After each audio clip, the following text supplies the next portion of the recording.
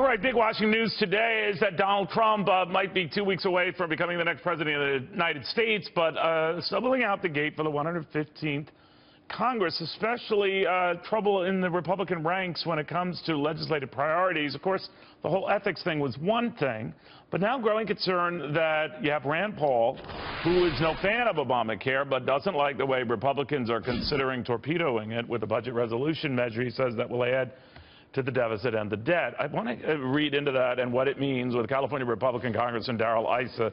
Congressman, welcome. Is this a significant development? I know you're on the House side, but what you have a prominent Republican saying, and he met with the House Freedom Caucus, is we can't and shouldn't do anything by any measure that would make our deficit and debt worse. Do you agree with that? No, I don't. And the reason is that budget reconciliation is really the only tool that will allow this to be undone.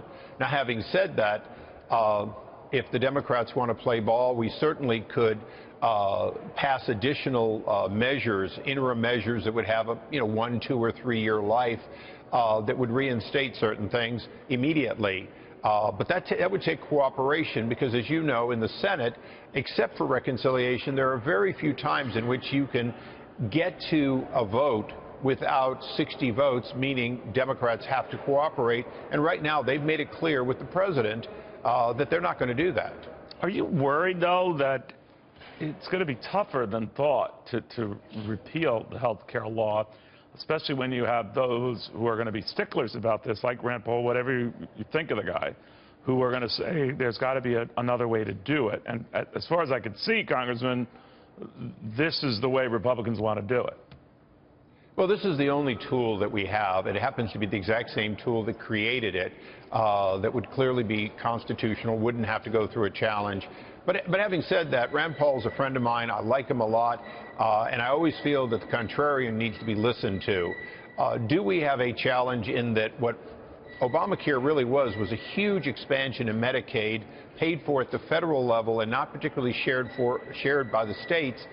Yeah, we do, and there's going to be a lot of transition, and I'm hoping that the Democrats are not going to continue to fight what could be a win-win, one in which we actually lower the cost of health care and retain the best parts, if you will, of some of the aspects of the Affordable Care Act, like portability of your health care.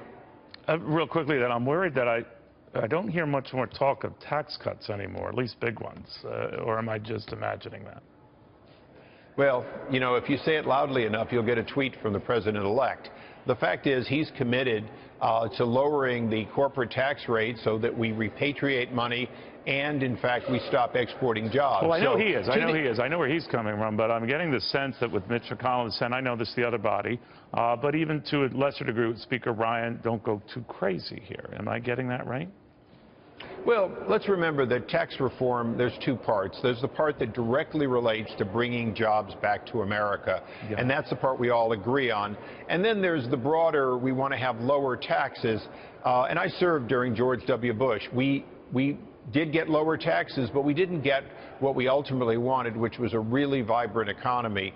So I think for people on both sides, the common ground is let's do the things that create jobs now, do that first, and then let's figure out if we can, in fact, make a flatter, fairer tax, which might take a little more time to do and might take a better economy to pay for it. That's very interesting. Congressman, great seeing you again. Happy New Year. Happy New Year.